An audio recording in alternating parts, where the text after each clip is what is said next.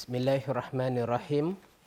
Alhamdulillahi rabbil alamin wassalatu wassalamu ala asyrafil anbiya'i wal mursalin wa ala alihi wa sahbihi ajma'in. Subhanaka la ilma lana illa ma 'allamtana innaka antal alimul hakim. Rabbi syrah li sadri wa yassir li amri wahlul 'uqdatan min lisani yafqahu qawli. Tuan-tuan dan puan-puan, alhamdulillah pertamanya sama-samalah kita merafakkan kesyukuran kepada Allah. Dengan izin Allah, alhamdulillah pada hari ini kita masih lagi diberi nikmat boleh makan, hidup dalam keadaan yang aman, alhamdulillah, walaupun kita kata dalam fasa yang PKP, masih lagi Allah memberikan kepada kita berbagai-bagai nikmat dalam kehidupan kita. Dan yang lebih penting itu nikmat bila mana Allah dekatkan diri kita kepada Dia. Bila dalam kita menghadapi musibah wabak COVID-19 ini, dalam keadaan musibah itu kita semakin dekat dengan Allah. Kita semakin menilai muhasabah diri kita itu. Sejauh mana keyakinan kita kepada Allah, sejauh mana kita berpegang dengan solusi yang telah Allah ajarkan kepada kita. Jadi insya-Allah pada petang ni, bagi menyambung bacaan hadis daripada kitab Arba'un Hadisan, 40 hadis fi uddatil muslim, pada perisai seorang muslim, fil bala wal waba, pada bab bala dan waba. Ada 40 hadis semua insya-Allah, dan kita dalam dua siri ini kita baru baca tiga hadis lah. Kita sentuh pada bab yang pertama tu adalah tentang tawakal, keutamaan bertawakal kepada Allah. Dalam kita diuji oleh Allah ataupun kalau kita tak diuji oleh Allah pun, dalam hidup ni para ulama sebutkan tawakal kepada Allah adalah syarat utama untuk kita mendapat kejayaan. Tawakal kepada Allah, penggantungan yang sepenuhnya kepada Allah, pasrah kepada Allah. Tawakal ni sebagaimana yang kita dah sebut dalam pelajaran yang lepas, Ibn Rajab Al-Hambali kata apa? Tawakal ni adalah pasrah hati dia tu kepada Allah untuk nak mendapatkan kebaikan-kebaikan, manfaat ataupun untuk nak mengelak daripada bahaya, mudarat. Tawakalnya, pasrahnya hati kita kepada Allah untuk mendapatkan perkara-perkara yang tersebut, sama ada dalam urusan dunia ataupun akhirat. Dan dalam masa yang sama kita meyakini segala urusan yang berlaku, sama ada kepada kita ataupun kepada siapa-siapa juga, di alam ini, semuanya berlaku dengan izin Allah, dengan kehendak Allah. Tidak ada yang mampu, tidak ada yang berkuasa memberi kebaikan, menghalang kemudaratan, memberi ataupun menghalang sesuatu yang lain, melainkan Allah semata-mata. Jadi dalam contoh sekarang ini, bila Allah uji seseorang dengan sakit, orang lain ada yang Allah bagi dia sihat. Ada orang yang Allah berikan dia ditimpa begini-begini ujiannya. Kekurangan harta benda, kekurangan makanan dan seumpamanya. Alhamdulillah, pada orang yang lain Allah bagi dia masih lagi maintain. Semua ini, tuan-tuan dan puan, untuk kita sedar bahawa perlunya kita sebagai hamba dalam kita menghadapi cabaran hidup ini, perlunya untuk kita senantiasa kembali kepada Allah, bergantung harap kepada Allah. Tawakal kepada Allah adalah syarat untuk kita mendapat kejayaan di dunia dan akhirat. Sebagaimana firman Allah yang dah kita baca dalam siri yang lepas, a'udzubillahi minasyaitonirrajim, wa may yatawakkal 'ala Allah fahuwa hasbuh. Sesiapa yang bertawakal kepada Allah, cukuplah bagi dia Allah itu. Untuk nak cukupkan keperluan dia, untuk dia nak dapat kebaikan, untuk dia nak lindung diri dia daripada bahaya, cukuplah Allah sebagai penolong kita, pelindung kita. Dan kita juga telah sebutkan dalam siri yang lalu, satu doa, satu bacaan yang sepatutnya kita dah mula amalkan pada hari ini. Kalau mungkinlah semalam ni, dalam siri yang kedua itu, kita membacakan hadis-hadis daripada kitab ini. Mungkin kali pertama baru kita dengar doa keluar rumah.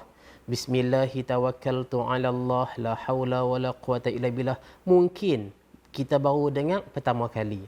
Maka bila kita baru mendengar pertama kali, sepatutnya hari ini kalau kita ada keluar daripada rumah kita, pi ke kedai, pi ke mana-mana tempat yang mana kita ada hajat, kita ada keperluan di situ, maka sepatutnya kita dah mula mengamalkan doa ini.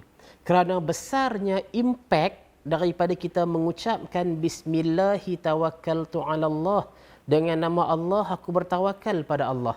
La haula wala quwata illa billah. Tidak ada daya, tidak ada kekuatan melainkan dengan Allah. Besarnya impak ucapan yang ringkas, yang pendek ini adalah bila kita keluar saja daripada rumah itu, Allah senantiasa akan menunjukkan kita kepada kebaikan, keselamatan, kebenaran. Allah akan tunjuk, Allah akan dorong kita. Dan kemudian kita akan dicukupkan keperluan-keperluan kita, apa yang kita perlu, apa yang kita hajatkan. Dan dalam masa yang sama juga kita dilindungi daripada syaitan, sama ada syaitan manusia ataupun syaitan jin, tapi kita dilindungi daripada gangguan syaitan, daripada bisikan-bisikan syaitan, insya-Allah. Maka di sinilah pentingnya untuk bila kita keluar daripada rumah, sama ada tuan-tuan perempuan yang bekerja sebagai front line, pegawai-pegawai perubatan, ataupun kita kata pegawai-pegawai penguatkuasa keselamatan, PDRM ke, APM ke, polis dan seumpamanya, yang berusaha menjaga kita kata kawalan PKP ni apa semua. Siapa-siapa pun kita, hatta orang awam, kita sebagai rakyat biasa, orang awam yang mungkin peniaga, yang mungkin guru dan seumpamanya, kita mula pada hari ini keluar saja daripada rumah kita, baca doa ni. Ajar, latih, didik anak-anak kita, isteri kita keluar saja daripada rumah. Kalau keluarlah, tapi seorang saja yang boleh keluar daripada rumah ni, kan. Jadi siapa yang keluar ni, Bismillahi tawakkaltu 'ala Allah la haula wala quwata illa billah. Dan kita juga telah sentuh tentang dalam kita bertawakal kepada Allah, sangat penting untuk kita senantiasa berbaik sangka dengan Allah. Jangan buruk sangka dengan Allah. Jangan kita duk kata Allah tak terima doa aku, sebab apa Allah takdirkan aku macam ni, sebab apa Allah buat aku macam ni. Bahasa-bahasa yang menunjukkan rungutan, keluhan. Bahasa-bahasa yang menunjukkan seolah-olah Allah itu tidak adil pada kita.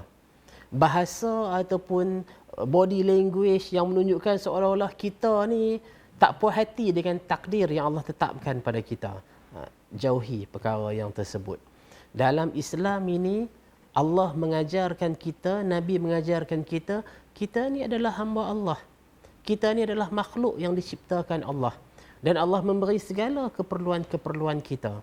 Allah memberi berbagai-bagai nikmat kepada kita. Dalam Al-Quran Allah sebut, wa in ta'uddu ni'matallah la tuhsuha. Kalau kamu hitung nikmat-nikmat yang Allah bagi itu, kamu pasti tidak akan terhitung. Jadi di sini, di sebalik kita menghitung kesusahan, kesulitan hidup kita, duk kira yang ni Allah tak bagi, yang ni Allah buat aku macam ni, yang ni Allah buat aku macam ni. Di sebalik kita mengira kesusahan ataupun kesulitan, musibah, ujian yang Allah beri pada kita, kira dulu nikmat-nikmat yang Allah bagi yang dah kita terima.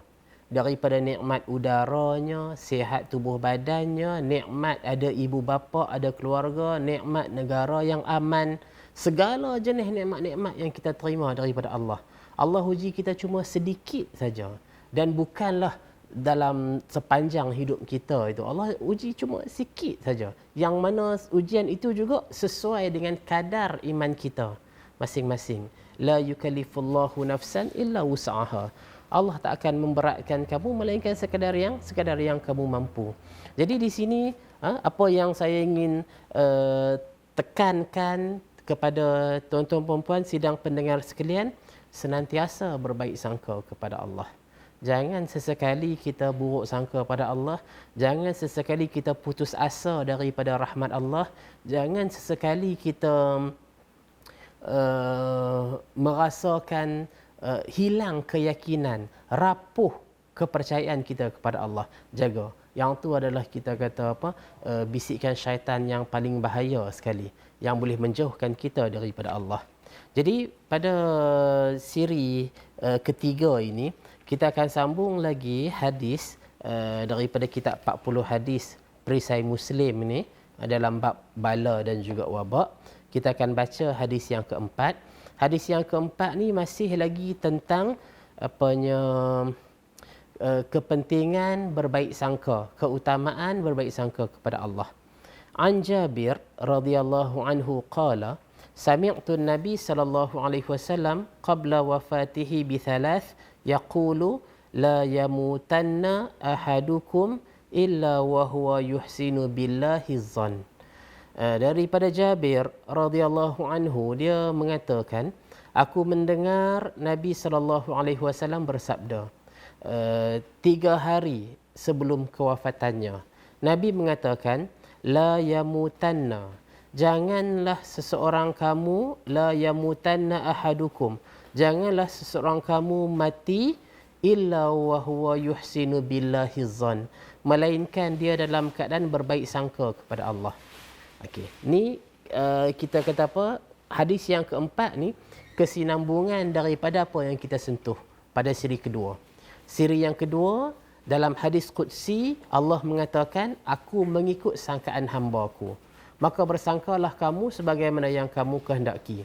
Jadi, kemarin ni, pada siri yang kedua ni kita sebut, Allah menceritakan pada kita, Allah mengikut sangkaan kita kepadanya. Macam mana yang kita sangkakan Allah? Kita sangka Allah ni baik, Allah ni tak baik, Allah ni kedekut, Allah ni maha pemurah, Allah ni bagaimana. Bagaimana sangkaan kita kepada Allah, begitulah yang Allah akan perlakukan pada kita. Sebab tu dalam siri yang kedua tu saya sebut, kalau kita dalam doa ni, dah hati itu pun dah 50-50 dah. Duk kata boleh ke tak boleh, dapat ke tak dapat, Allah nak perkenan ke doa aku. Bila doa tu sendiri kita tak ada keyakinan kepada Allah, kita tak letakkan kepasrahan kita tu kepada Allah 50-50, maka Allah pun bagi kat kita 50-50 lah macam yang kita sangkakan. So untuk hari ini Nabi SAW menegaskan pada kita, jangan seseorang kamu meninggal dunia melainkan dalam keadaan dia berbaik sangka kepada Allah. Hadis ini diriwayatkan oleh Imam Muslim. Bila kita baca hadis ni, Nabi sebut jangan seseorang kamu mati melainkan dalam keadaan dia berbaik sangka kepada Allah. Dalam hadis ni Nabi mengingatkan kita sungguh-sungguh sehingga ke hujung nyawa, sehingga ke hembusan nafas yang terakhir, sehingga di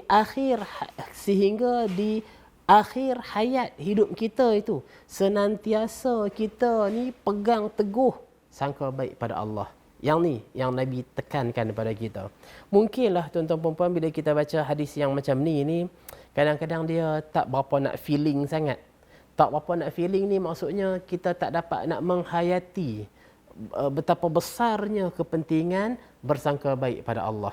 Maka di sini suka saya kongsikan pada tuan-tuan puan-puan beberapa kisah daripada insan-insan yang terpilih. Kita tengok bagaimana tawakal ataupun bagaimana baik sangkanya para nabi kepada Allah. Para nabi ini juga manusia biasa macam kita. Para nabi dia bukanlah manusia yang ada kuasa ajaib macam Superman ke, macam apanya Fantastic Four ke dan seumpamanya. Para nabi ini juga adalah manusia biasa seperti kita yang diancam untuk dibunuh, disiksa, diperlakukan berbagai-bagai oleh orang-orang yang zalim. Para nabi adalah manusia biasa seperti kita. Maka dalam ranjau onak duri yang dihadapi oleh para nabi ini, ada yang Allah rakamkan kisah-kisah tersebut untuk kita umat Islam, umat Nabi Muhammad sallallahu alaihi wasallam mengambil pelajaran, mengambil ibrah daripada kisah tersebut. Tuan-tuan puan-puan cuba buka dalam Al-Quran. Dalam Al-Quran ni dia pada surah Asy-Syu'ara. Surah Asy-Syu'ara ayat 61 hingga 63. Saya bacakan ayat ini. A'udzubillahi minasyaitonirrajim.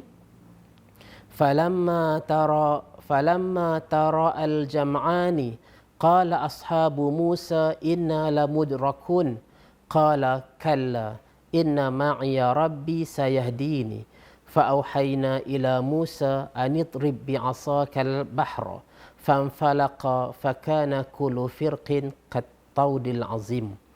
Dalam ayat ni Allah menceritakan tentang kisah Nabi Musa dan pengikutnya dikejar oleh Firaun.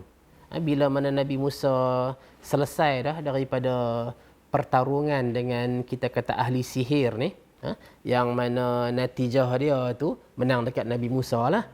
Dan ahli-ahli sihir Firaun ni semuanya kita kata tunduk sujud kepada Tuhan Nabi Musa. Maka Firaun ni dengan kita kata apa, berang dia, dengan kita kata sombong, amarah dia apa semua tu, maka sesiapa saja yang beriman kepada Nabi Musa ni, okey, semua akan ditangkap, diseksa, dibunuh kalau tak mau kembali kepada agama yang mengaku Firaun tu sebagai Tuhan. Maka Nabi Musa dan pengikut-pengikutnya melarikan diri, menyelamatkan diri. Maka di sinilah kalau kita perhatikan, Allah perintahkan Nabi Musa untuk lari di satu-satu tempat. Lari, pi di sini, apa-apa semua tu. Maka dalam surah Asy-Syu'ara ayat 61 hingga 63 ni, Allah ceritakan bagaimana bila peristiwa Nabi Musa dan pengikutnya dikejar oleh Firaun dan tentera-tentera dia. Ramai tentera-tentera Firaun ni yang duk kejar Nabi Musa. Maka di waktu matahari terbit, Allah takdirkan Firaun dan bala tentera dia ni boleh kita kata apa? Ligan, boleh kejar Nabi Musa dan pengikut-pengikutnya.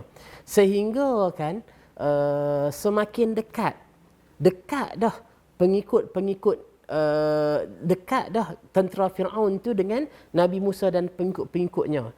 Allah ceritakan dalam Al-Quran, falamma tara al-jam'an, sehinggalah kedua-dua kumpulan ini boleh saling melihat antara satu sama lain. Maknanya boleh nampak dah tu tentera Firaun kat sana tu.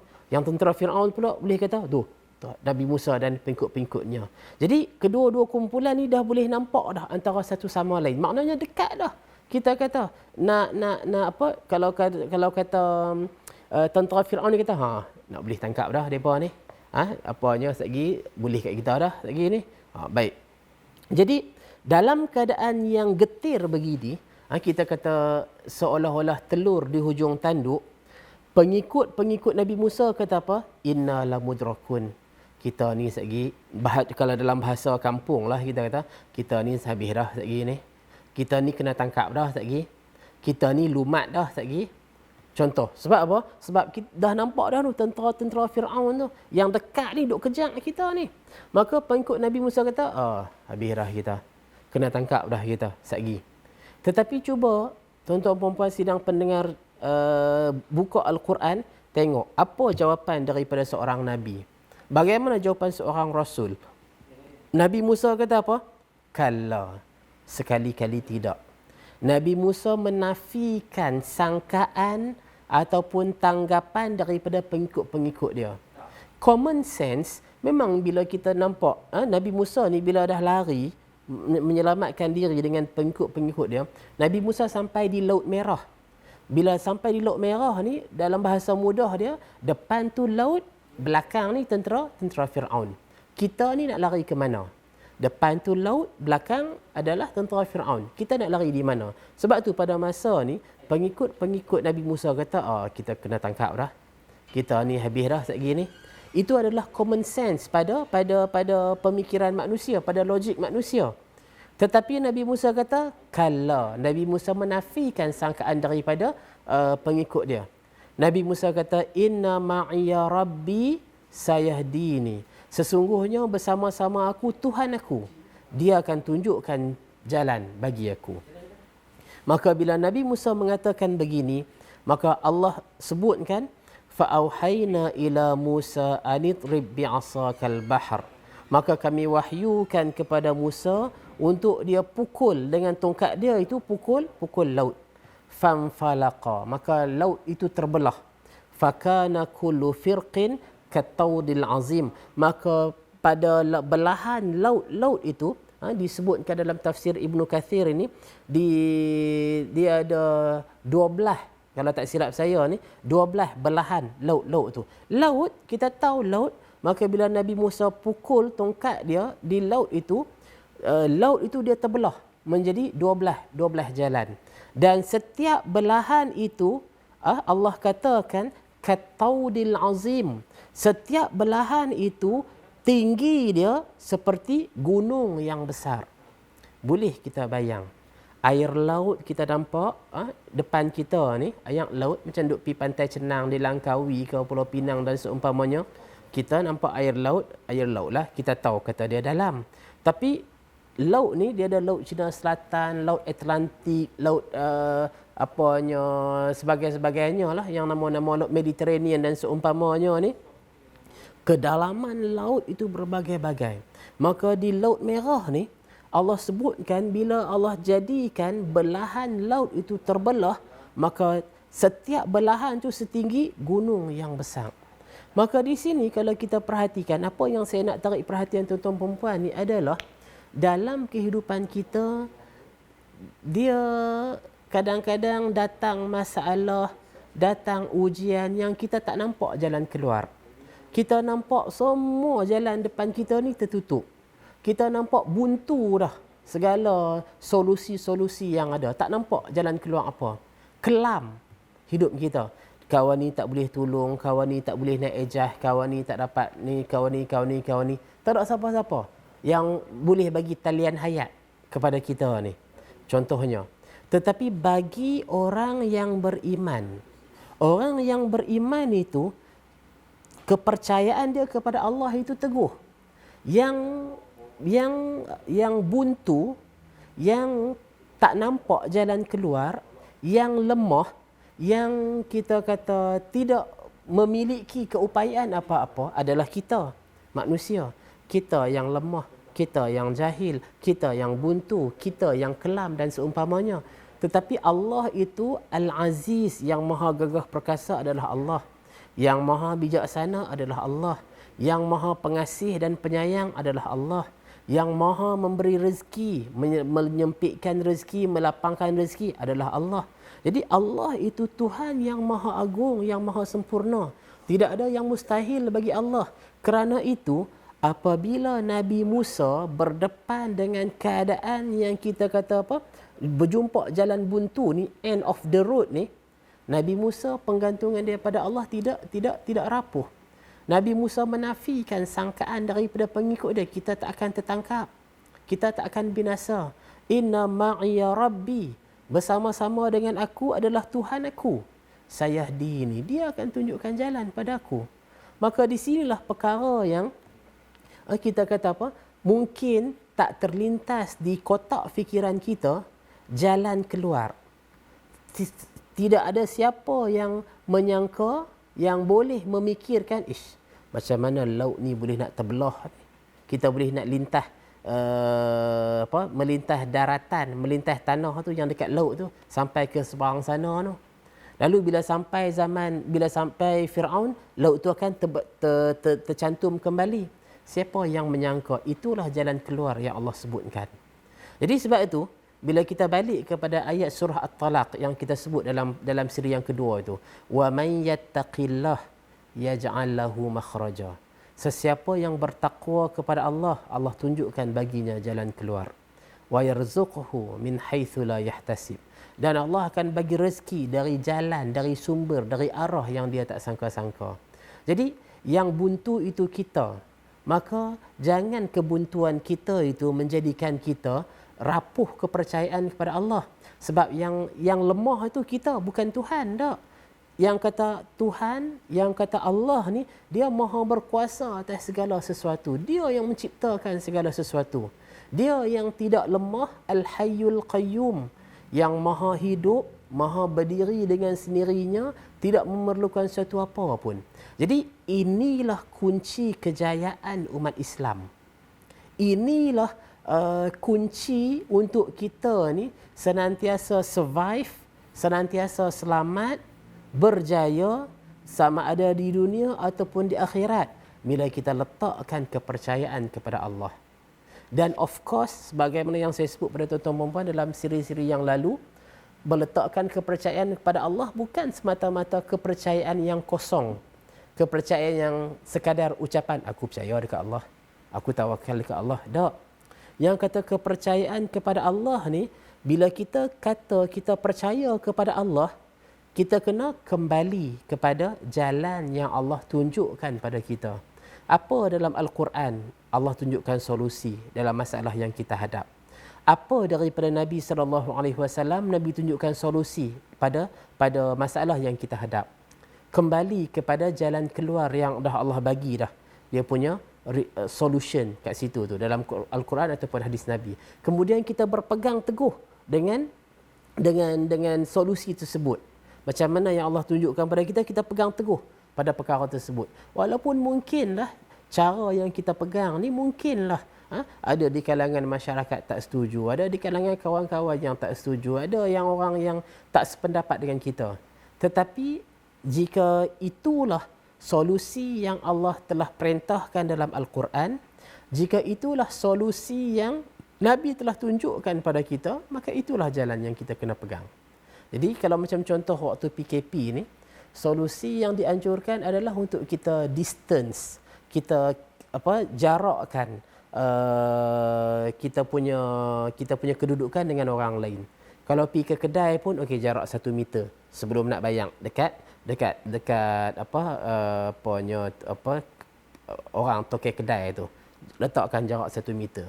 Kalau nak pergi mana-mana pun, nak beli barang ke apa, jangan bagi dekat-dekat. Contohnya, itu adalah solusi yang telah disebut dalam ajaran agama kita. Ada disebut daripada hadis-hadis Nabi SAW, daripada golongan salaf, macam mana untuk kita meletakkan jarak sesama kita ni. Macam mana dari segi kuarantin, perkara itu telah lama disebut dalam hadis Nabi SAW. Maka itulah solusi dia. Jadi bila kita kembali kepada Allah dengan kita mengikut landasan-landasan petunjuk yang Allah ceritakan, dan hati kita pasrah.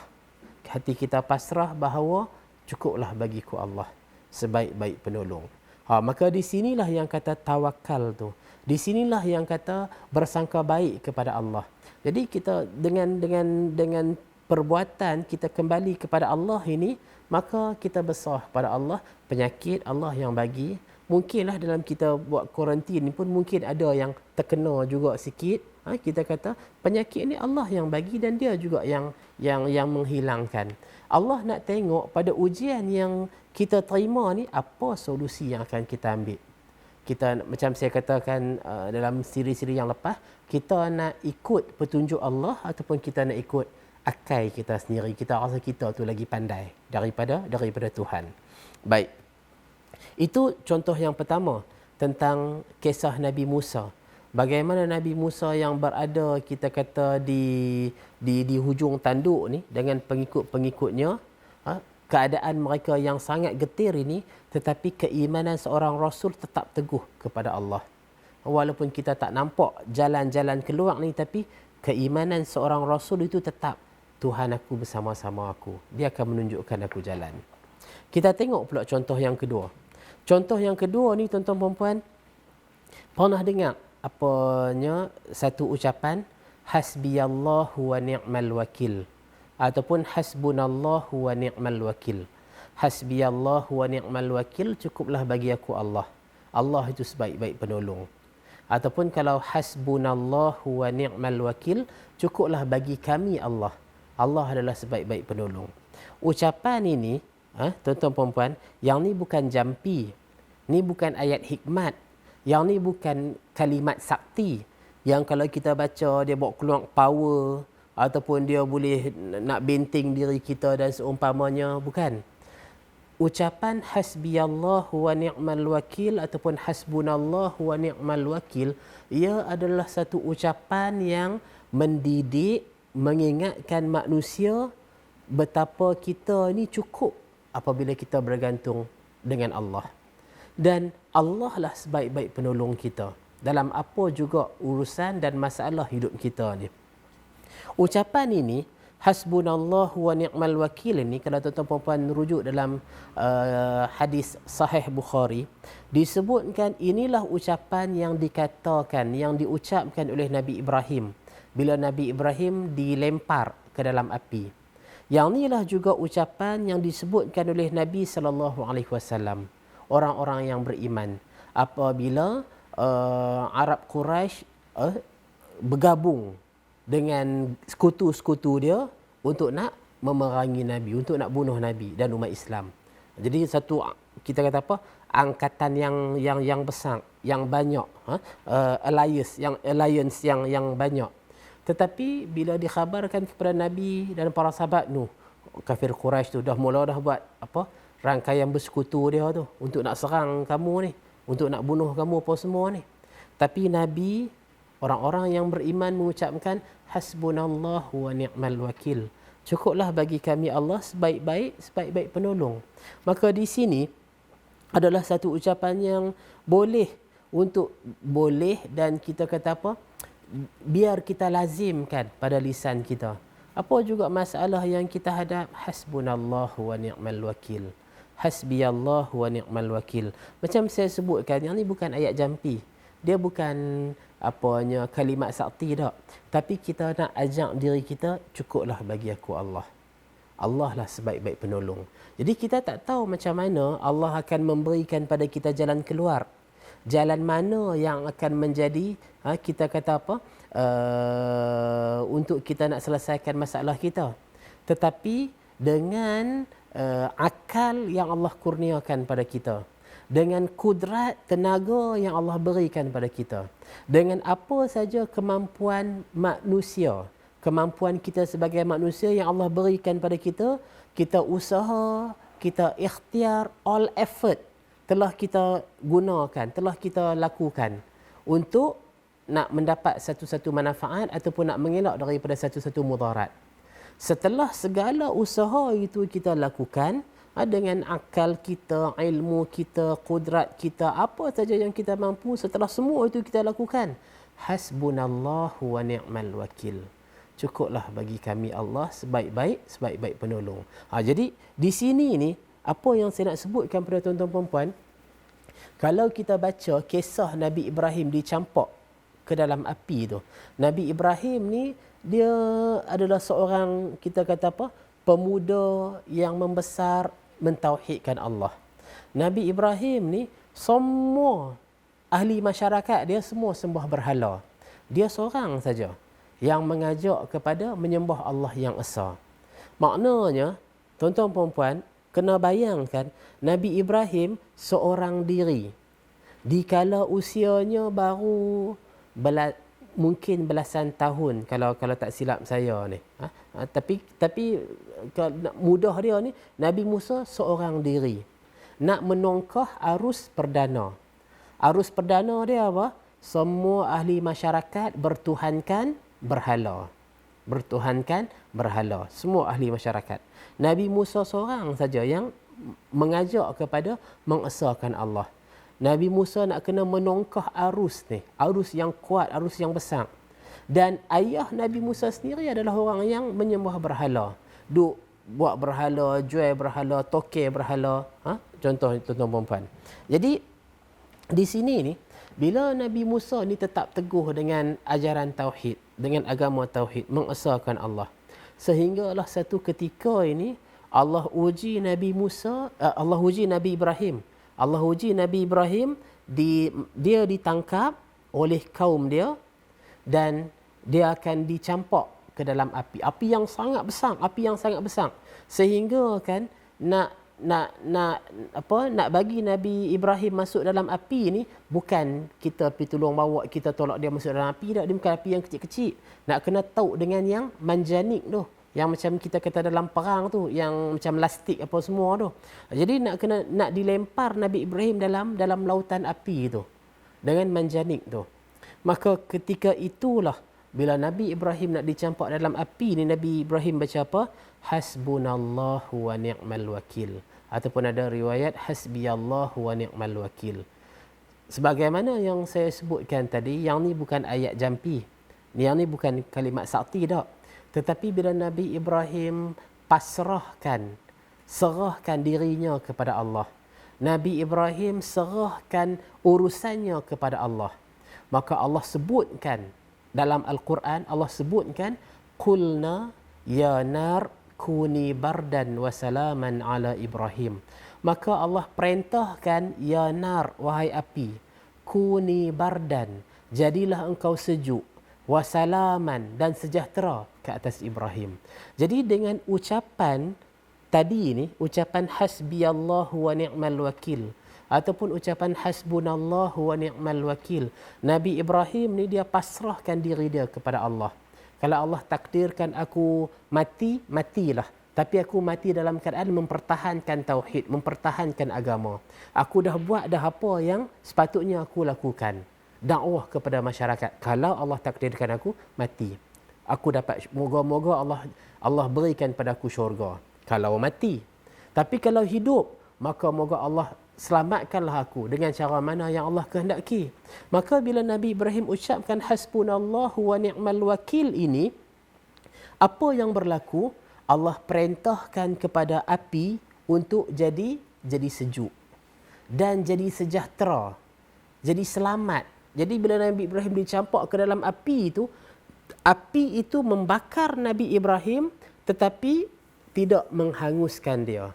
Api itu jadi sejuk saja untuk Nabi Ibrahim. Tidak memudaratkan dia sikit pun. Api itu jadi selamat kepada Nabi Ibrahim. Yang ni bukan sihir. Yang ni bukan kita kata power daripada Nabi Ibrahim. Bukan aura Nabi Ibrahim, bukan tenaga dalam, bukan ilmu batin dan seumpamanya, bukan. Tetapi bila hamba itu menyerahkan urusannya kepada Allah. Seorang nak lawan satu kampung, tak boleh. Tak mampu nak lawan. Tak ada kekuatan nak lawan. Kena tangkap. Dah kena tangkap pula akan dilempang. Kita tak mampu dah nak buat usaha apa lagi yang kita mampu. Dari segi tenaga, kudrat, tak daya. Maka di sinilah setakat mana yang kita mampu lakukan. Hatta bila dah tak ada apa kemampuan yang kita mampu lakukan, cukup dengan penggantungan kita pada Allah. Maka di situ Allah memberikan Nabi Ibrahim keselamatan, jalan keluar. Ini adalah perkara yang tuan-tuan perempuan, bila saya bacakan, bila saya kongsikan bersama tuan-tuan perempuan kisah Nabi ini, jangan kita kata, tu Nabi bolehlah, tu Nabi, tu Rasul bolehlah. Mereka ada mukjizat, mereka ada hak ni, kita ni orang biasa aja. Kita ni bukan Nabi, bukan Rasul. Jangan kita kata macam tu. Memanglah kita ni bukan Nabi, kita ni bukan Rasul. Tetapi Allah menceritakan kisah-kisah para Nabi dan Rasul ini bukan sekadar semata-mata cerita supaya kita tahu kisah. Tetapi untuk kita ambil ibrah, untuk kita ambil pengajaran macam mana akidah seorang Nabi kepada Allah. Itu yang perlu kita pupuk, kita latih pada diri kita. Mungkin kita kata, akidah kita tidaklah seteguh akidah para Nabi. Mungkin. Tawakal kita tidaklah seteguh tawakal para Nabi. Mungkin. Tetapi paling kurang kita senantiasa dengan iman yang kita ada itu, senantiasa bersangka baik kepada Allah. Senantiasa kita memanjatkan doa pada Allah. Senantiasa kita serahkan urusan kita kepada Allah. Sebagaimana dalam hadis, Nabi ada ajarkan kita doa. Ya Hayyu Ya Qayyum birahmatika astaghith aslih li sya'ni kullahu wa la takilni ila nafsi tarfata ain. Doa ni boleh rujuk dalam kita kata kitab Hisnul Muslim. Dia bacaan doa daripada Nabi sallallahu alaihi wasallam. Ya Hayyu Ya Qayyum birahmatika astaghith. Wahai Zat yang Maha hidup, yang Maha berdiri dengan sendirinya, dengan rahmatmu, pertolongan, dengan rahmatmu aku pohon pertolongan. Aslih li sya'ni kullahu. Elokkan bagi aku semua urusan-urusan aku. Wala takilni ila nafsi tarfata ain. Dan jangan engkau tinggalkan aku ya Allah walau sekelip mata. Jangan tinggalkan aku kepada aku walau sekelip mata. Supaya apa tuan-tuan puan-puan? Bila satu-satu perkara ni, contohnya Allah serah pada kita nak buat macam mana pun, kita akan tersalah, kita akan tersilap, kita akan begini, melencong dan seumpamanya.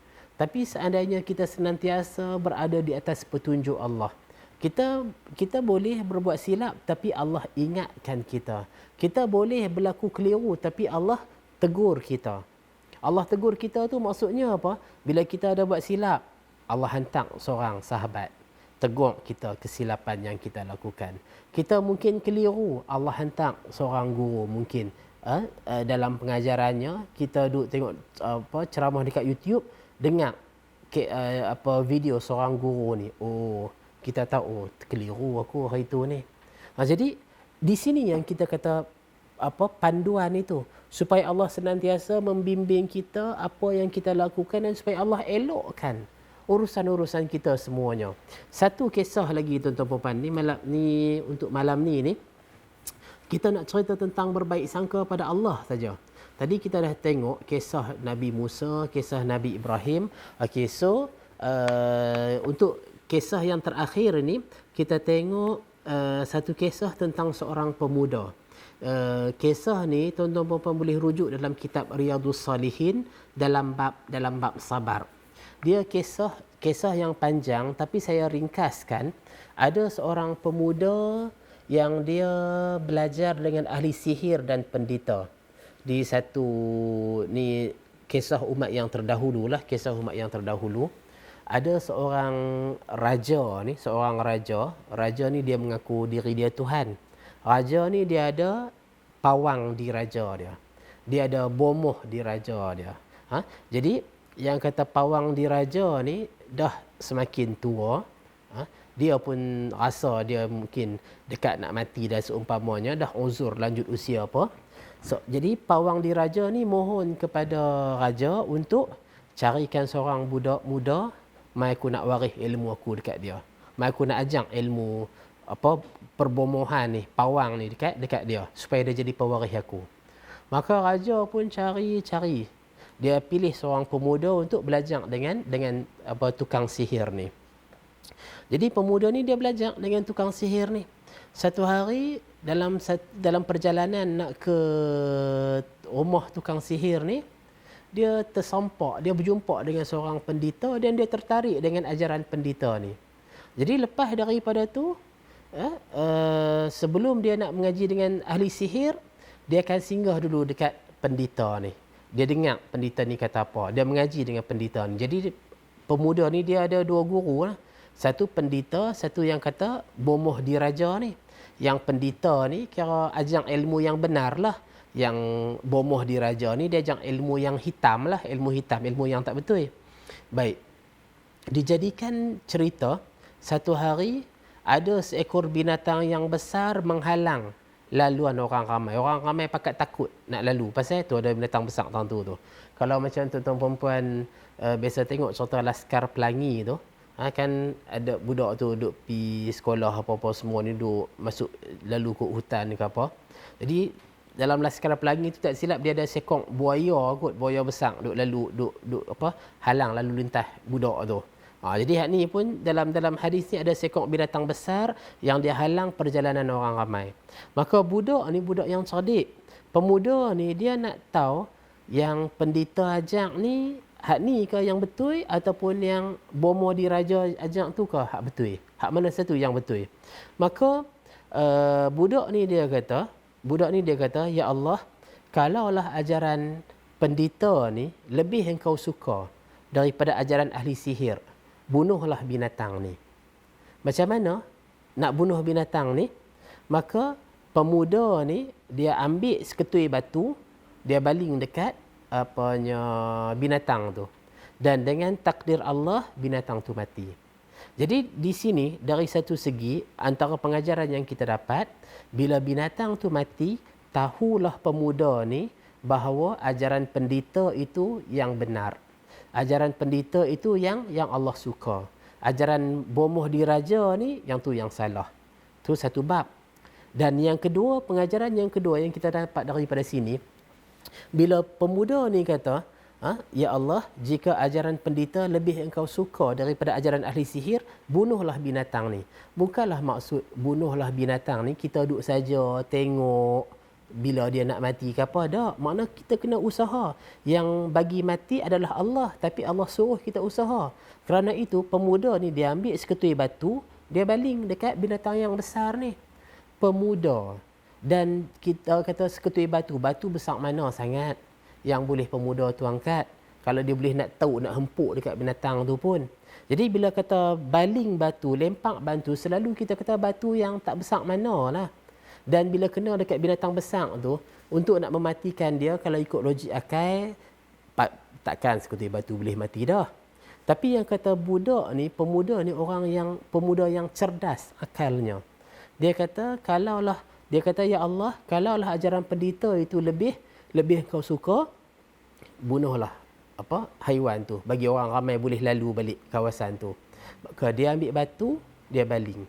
Maka takdir Allah, bila Allah menjadikan haiwan itu mati dengan sebab balingan batu daripada budak ni tahu apanya ajaran pendeta itu yang lebih benar. Dan dalam masa yang sama kita juga dapat ambil faham bahawa yang membunuh, yang mematikan adalah Allah. Sebab Allah yang menghidupkan, hanya Allah yang mematikan. Tetapi mematikan itu dengan cara apa? Mungkin dia mati dengan sebab apa? Jatuh. Dia mati dengan sebab apa? Kena baling batu. Dia mati dengan sebab apa? Lemah dan seumpamanya. Cara mati itu berbagai. Tapi yang mematikan adalah Allah. Tak apa tu. Baik, seterusnya pemuda ni, bila dia dah mengetahui antara pendeta dengan bomoh diraja ni, siapa yang lebih benar ilmu dia, tak apalah, dia adalah pendirian. Maka dengan ahli sihir pun dia mengaji juga lagi. Pasal yang tu kita kata perintah raja. Yang dengan pemuda pun dia mengaji juga lagi. Dan pemuda ni setelah peristiwa tersebut, Allah bagi banyak kelebihan pada dia. Dia dengan izin Allah, dia boleh sembuhkan penyakit kusta, macam-macam jenis penyakit. Hatta orang yang buta. Maka adalah menteri daripada raja ni, menteri daripada raja yang zalim ni dengar kata budak ni mampu mengubat macam-macam penyakit. Menteri ni dia bawalah harta-harta yang dia ada. Dia kata semua harta ni milik engkau kalau engkau bagi aku boleh celik mata balik. Pemuda ni kata aku tak ada kuasa nak bagi engkau celik mata balik, nak bagi boleh melihat balik. Tapi kalau engkau beriman kepada Allah, mau beriman kepada Allah, aku akan doa kepada Allah supaya Allah memberi penglihatan kepada engkau. Nampak tak ayat pemuda ni? Dia kata bukan dia yang ada kuasa nak bagi orang buta boleh celik, orang sakit boleh sihat. Dia tak ada kuasa apa. Dia cuma boleh minta kepada Allah dan Allah lah yang bagi. Apa kesihatan itu ataupun penglihatan itu dan seumpamanya. Maka menteri itu pun beriman kepada Allah dan pemuda ni dia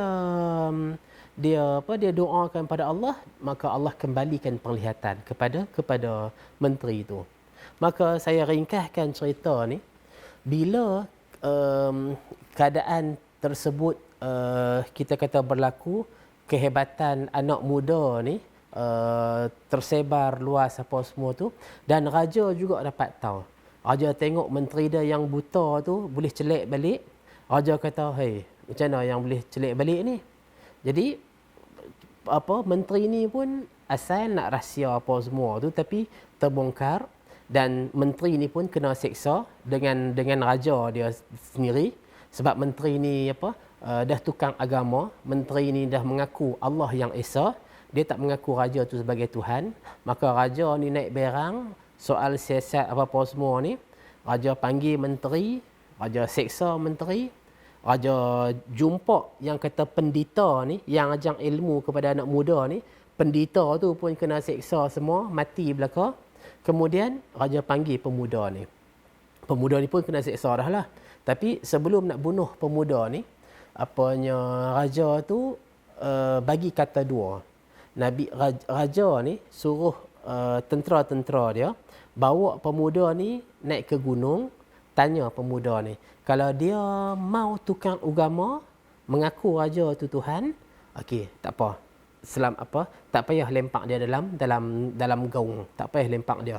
Tapi kalau dia tak mau nak tukang agama, dia duk mengaku Allah juga sebagai Tuhan, lempak dia daripada gunung tu. Maka tentera-tentera raja bawa pemuda ni naik ke gunung. Bagi kata dua pada dia. Budak ni tetap teguh dengan keimanan pada Allah. Dan pemuda ini, dia seorang. Ni tentera raja ni bawa dia bukan ada kekuatan apa. Tetapi apa sikap yang pemuda ni ambil? Dalam hadis dalam kitab Riyadhus Salihin ini disebutkan pemuda ini berdoa kepada Allah dengan satu ucapan. Dia kata, Allahumma kfinihim bima syi'ta. Ya Allah, lindungilah aku dari kejahatan mereka sesuai dengan kehendak-Mu. Sekali lagi saya nak sebutkan, yang ni bukan ayat jampi ni. Ni bukan ayat kalimat sakti ke apa dak. Kalau apa contohlah kita duk nak hafal ayat ni lagi nak baca dekat orang ke apa, bukan lagu tu cara dia. Yang ni kalau tak hafal bahasa Arab pun, kalau kita menghadapi kesulitan di mana-mana, ya Allah bantulah aku. Ya Allah peliharalah aku daripada kejahatan depa ni. Ya Allah peliharalah rumah aku macam ni. Jadi doa ni dalam bahasa apa pun tak apa. Kalau kita orang Melayu, doa bahasa Melayu. Kalau orang Arab, doa bahasa Arab. Kalau orang Cina, Muslim, dia doa dalam bahasa Cina. Bahasa apa pun tak apa. Tak ada masalah apa. Janji yang penting, kita punya penggantungan pada Allah tu kuat. Jadi, pemuda ni, bila tentera raja tu, nak lempak dia dalam ke bawah gunung, pemuda ni kata, Allahumma kfinihim bima syi'ta. Ya Allah, lindungilah aku dari kejahatan mereka sesuai dengan yang engkau kehendaki. Maknanya macam mana Allah nak pelihara, macam mana Allah nak lindung, Allah lindunglah cara mana pun. Jadi bila pemuda ni berdoa sedemikian kepada Allah, Allah jadikan gunung-gunung bergoncang, bergegang sehingga tentera-tentera raja yang zalim ni jatuh daripada gunung. Pemuda ni seorang saja yang selamat. Bila pemuda ni selamat, dia turun balik ke gunung, dia berjumpa balik dengan raja yang zalim tu. Kalau kita dah selamat daripada musibah bala ni, kita lari teruslah tak pergi jumpa raja yang zalim tu dah. Nak pergi cari penyakit pasal apa. Tapi yang kata pemuda ni, kuat iman dia tu pada Allah, teguh keyakinan dia tu pada Allah, dia pergi balik dekat raja tu. Dan raja pun tercengang, heran mana tentera-tentera dia yang lain. Dan bila dia balik kepada raja yang zalim ni, bukan raja yang zalim ni dia nak guna akal dia, nak fikir keagungan Allah ke apa. Dia panggil pula tentera-tentera yang lain, ikat budak ni, kita kata bawa pergi ke laut, tanya dia nak kembali tak kepada ajaran yang tradisi, ajaran yang lama. Kalau dia tak mau nak beriman pada Allah juga, lempak dia dalam laut, biar dia lemah. Jadi tentera-tentera raja pun bawa budak ni pergi ke laut. Apa semua tu. Dan keadaan yang sama berlaku. Pemuda ni di laut ni, di atas kapal tu dia seorang-seorang, hak lain semua tentera raja belaka. Budak ni doa, Allahumma kfinihim bima syi'ta. Ya Allah, lindungilah aku daripada kejahatan mereka sesuai dengan kehendak-Mu. Maka Allah takdirkan kapal yang dinaiki oleh tentera-tentera ni, dengan budak ni pun kita kata tenggelam. Yang selamat pemuda ni seorang. Dan pemuda ni pi balik dekat raja tu. Pi balik dekat raja tu. 2 kali selamat dia pi balik dekat raja tu. Dan pemuda ni dia ajak raja ni. Kalau hang nak bunuh aku, ada cara dia. Cara dia macam mana? Hang himpun semua orang, budak ni. Dia ajak raja ni. Engkau himpunkan semua rakyat jelata di satu tanah yang lapang. Engkau ikat aku di sebatang pokok apa semua ni. Engkau ambil panah daripada panah aku ni. Lepas tu engkau sendiri bila nak lepaskan panah ni kena ucapkan bismillah rabbi hadzal ghulam, dengan nama Allah Tuhan budak ni. Barulah aku akan mati. Pemuda ni dia ajak raja ni. Raja ni yang dah memang desperate nak bunuh pemuda ni, dia tak fikir panjang dah. Dia buat yang macam pemuda ni suruh.